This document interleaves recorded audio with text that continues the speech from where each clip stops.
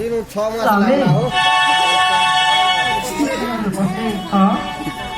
काटे के होल कर दे एथरा लास्टिंग करबा करे मते विदा कर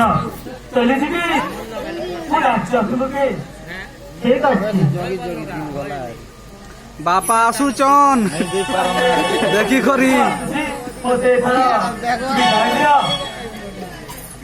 सामने मते निजी बनी बुढ़ा खेल लगे तिकर भागसी हां हां बुढ़ा खेल लगे तिकर कंटिन्यू रसी ना रे बड़ा